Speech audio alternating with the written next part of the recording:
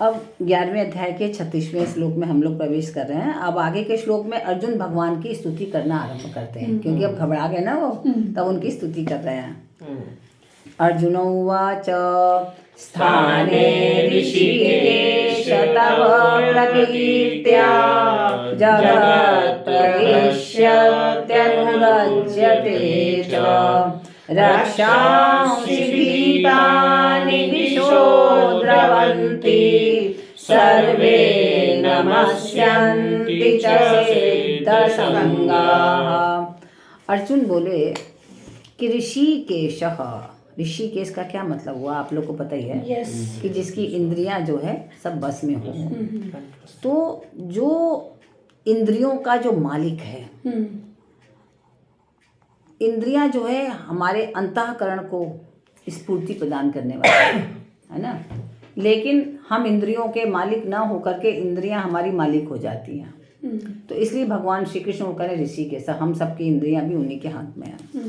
तब प्रकृत्या जगत प्रविश्यत्यनुरज्यते च, संसार से विमुख होकर आपको प्रसन्न करने के लिए भक्त लोग आपके नामों का, गुणों का कीर्तन करते हैं, है ना। क्यों करते हैं? क्योंकि संसार से जब विमुख होंगे तब करेंगे। क्योंकि एक ही तरफ तो लग सकता है ना। कबीर जी ने क्या कहा था, जब मैं था और तब हरि नहीं, और अब हरि हैं मैं नाही, और सब अंधियारा मिट गया और दीपक रेखा माई। तो जब हमें उनकी में लगन लग जाती है तो दूसरी तरफ से लगन हमारी हटने लगती है, तब आनंद आता है। तब क्या होता है, भक्त लोग उनके नाम का गुण कीर्तन करते हैं, उनकी लीला को गाते हैं, उनके पदों को गाते हैं ना, उसमें आनंद आने लगता है। और फिर उनके चरित्र का कथन और श्रवण करने लगते हैं। तो उससे क्या होता है कि पूरा संसार हर्षित होने लगता है। आज जो जगह जगह स्थान स्थान पे प्रवचन चलते हैं, कहीं रामचरितमानस के, कहीं गीता के, कहीं श्रीमद् भागवत के, तो उससे क्या होता है, सब आनंदित होते हैं सुन करके। मीराबाई के भजन, है ना, भक्ति रस में डूबने लगते हैं लोग। तो क्या होता है कि संसार की तरफ चलने से तो क्या होती है, सबको जलन होती रहती है। जलन किस बात की, कि कहीं राग है तो उसमें चले जा रहे हैं हम, कहीं द्वेष है तो हम उसमें चले जा रहे हैं, कहीं संग्रह की इच्छा है और लेकिन हो नहीं पा रहा तो उसमें चले जा रहे हैं। तो संसार की तरफ जितना ज़्यादा हम बढ़ेंगे उतनी हमारी जलन बढ़ेगी, और जितना ज़्यादा हम ईश्वर की तरफ बढ़ेंगे उतनी हमारी शांति बढ़ेगी। तो हमें ये चयन करना है कि हमें चाहिए क्या, हमें शांति चाहिए या हमें जलन चाहिए। तो कह रहे हैं कि राग द्वेष सब छोड़ करके अगर हम निरंतर भगवान का भजन करते रहते हैं तो मात्र जीवों को शांति नहीं मिलती है, हर जीव को मिलती है। चाहे वो नर हो या वो जलचर हो, थलचर हो, कोई भी हो।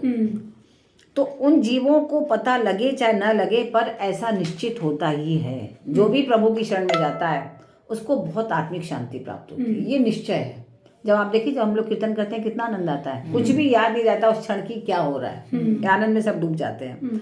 जैसे भगवान अवतार लेते हैं तो संपूर्ण स्थावर जंगम जो भी कुछ है, जड़ चेतन, सब हर्षित हो जाता है। जब भी भगवान ने जन्म लिया, अगर उस समय का वर्णन सुनो आप, तो चारों तरफ हर्षी पेड़ जो है, वृक्ष, फूल खिलने लगे, चारों तरफ खेती लहलाने लगी, नदियाँ एकदम उफान मारने लगी, एकदम आनंद के क्षण आ जाते हैं। हाँ, चारों तरफ ऐसा हो जाता है। तो वृक्ष लता सब खिल जाते हैं। मनुष्य, ऋषि, मुनि, किन्नर, गंधर्व, पशु जितने भी हैं, सब जड़ चेतन जितने हैं, सब के सब प्रसन्न हो जाते हैं। तो ऐसे ही भगवान के नाम, लीला, गुण आदि के कीर्तन पर सभी का असर पड़ता है। जहाँ पर भी भजन होता है, देखिए एक आनंद रस की लहर बह रही होती है और सभी हर्षित हो जाते हैं।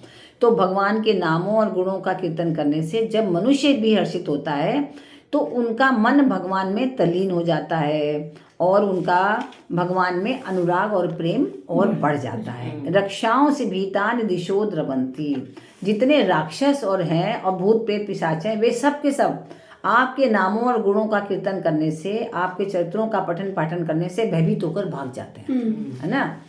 तो देखिए, आप जैसे क्या होता है, अगर आप देखिए जो तामसिक प्रवृत्ति के व्यक्ति हैं, अगर आप उनसे कहिए कि भजन है, हम भजन कर रहे हैं, आओ या कथा में बैठो, कभी नहीं बैठेंगे। वो उनके नाम सुन के भागेंगे, बैठेंगे ही नहीं। क्यों? वो नहीं भाग रहे हैं, उनका पाप उनको ले जा रहा है। जो उनका पाप है वो उनको वहां बैठने ही नहीं दे रहा है। जो राक्षसी प्रवृत्ति है अंदर, जो तामसिक प्रवृत्ति है वो नहीं बैठने देती है। वो तो चाहते हैं बैठना, किसी तरह हिम्मत करके आते भी हैं, लेकिन जो तामसिक प्रवृत्ति वो उनको खींच के ले जाती है। जो पापी, उनका जो पूर्व जन्म अनेक जन्मों में जो किए हुए पाप हैं वो उनको वहां से हटा देते रहता है। सब बेकार है, सब व्यर्थ है, क्या प्रवचन कर रहा है, ऐसे लोग बोलते हैं। ज्यादातर लोगों को सुना ऐसे अपनी बातें करेंगे लोग। तो अपने पापों के कारण वे पवित्रों में महान पवित्र और मंगलों में महान मंगल स्वरूप भगवान के गुणगान को सहन भी नहीं कर पाते। लगता है व्यर्थ है। जहाँ गुणगान होता है वो वहाँ रुकता ही नहीं है। अगर उनमें से कोई टिक जाता है तो समझ लीजिए उसका सुधार प्रारंभ हो गया। अगर किसी तरह टिक गया ना वो, तो सुधार प्रारंभ है। फिर वो उसका कोई नुकसान नहीं पहुंचा सकता। धीरे धीरे धीरे धीरे सदमार्ग पे चले जाएगा। तो अगर कोई व्यक्ति जो है, कोई जीव अगर भगवान की लीला में या कथा में अगर बैठता है तो समझ लीजिए उसका सुधार प्रारंभ हो गया। अब वो पवित्र आत्मा की ओर, पवित्रता की ओर धीरे धीरे करके बढ़ने लगा। सर्वे नमस्यन्ति च सिद्ध संगः, सिद्धों के, संत महात्माओं के और भगवान की तरफ चलने वाले साधकों के जितने भी समुदाय हैं, जो भी सिद्धों की तरफ चले, भगवान की तरफ चले, वे सब के सब आपके नामों और गुणों के कीर्तनों को तथा आपकी लीलाओं को सुनकर आपको नमस्कार करते हैं। जब सुन रहे हैं कि आप सब कुछ हैं, तो आपकी गुणों को, आपकी लीलाओं को सुन रहे हैं, तब वे आपको नमस्कार करते हैं। इस प्रकार अर्जुन बता रहे हैं। और आपका अंश जीव आपके सम्मुख होने से ही सुख पाता है, और संसार की तरफ जाता है तो सुख नहीं पाता, उसको आनंद नहीं आता। देखो कहीं से लौट के आओ, कहोगे अरे वहाँ पर उसने ऐसे कह दिया, उसने ऐसे कह दिया, वहाँ पर वो हमारे मन का ये काम नहीं हुआ, तो आप वहाँ से भी निराश ही होकर लौटते हैं। बहुत कम ऐसी रेयर जगह होती है कि आप जाते हो बड़े प्रफुल्लित हो के आते हो कि वाह, वहाँ जाकर के तो बड़ा आनंद आ गया। अगर आप ध्यान देंगे तो वो कहीं ना कहीं परमात्मा से भी जुड़ा ही स्थान होगा, जहाँ जाकर लौट के आप बड़े प्रफुल्लित होंगे। या आप में ऐसे स्थान पे गए कि जहाँ आपके अंदर वो दैवी प्रवृत्ति जागृत होगी, वहाँ का वातावरण देख करके, तो वहाँ से आप प्रफुल्लित होके आएंगे। अन्यथा तो कहीं ना कहीं से कोई शिकायत, कोई परेशानी लेकर के ही आप आएंगे। तो जब प्रभु के सम्मुख होते हैं तो उसमें शांति, क्षमा, नम्रता आदि सब गुण प्रकट होने लगते हैं, और आपके विमुख होने से दुखी दुख मनुष्य पाता है ना। तो देखिए, जैसे कि हम लोग जब भगवान की कीर्तन भजन करते हैं या ये गीता, श्रीमद् भगवत गीता का ज्ञान प्राप्त करते हैं, अपने आप ही अंदर आता है वो गलती कर दी, कोई बात नहीं, क्षमा कर दो उसको। ऐसा आता है ना कि बहुत हो गया, चलो ऐसा कुछ नहीं, किसी से कोई हम राग द्वेष करने की इच्छा ही नहीं होती कि चलो किसी से करो। तो ये क्या है, वे ईश्वर की तरफ प्रवृत्ति बढ़ रही है हमारी। तो यह जीवात्मा परमात्मा और संसार के बीच का है। हम क्या है, हम परमात्मा के और संसार के बीच के जीव हैं। तो यह स्वरूप से तो साक्षात परमात्मा का अंश है, और प्रकृति के अंश को इसने पकड़ के रखा गया है। हम हैं तो वास्तव में परमात्मा के अंश, लेकिन ये जड़ प्रकृति, इसको हमने पकड़ लिया है। घर हमारा, ये गाड़ी हमारी, ये लोग हमारे। कौन लोग? शरीर, उसके अंदर बैठी हुई आत्मा नहीं। अगर उसके अंदर बैठी हुई आत्मा को देखें तो सब तो एक ही जैसा है, लेकिन हम उस आत्मा को नहीं, उस शरीर को देख रहे हैं। वो सुंदर है कि बदसूरत है, कि अच्छा है कि खराब है, कि उसने पैसा इकट्ठा कर लिया, ये देख रहे हैं। इसलिए हम उससे प्रेम करते हैं या उससे घृणा करते हैं, है ना। तो इसलिए हम किसको देख रहे हैं? हम भगवान के अंश को नहीं देख रहे हैं, हम इस जड़ प्रकृति को देख रहे हैं। प्रकृति को जो नाशवान है।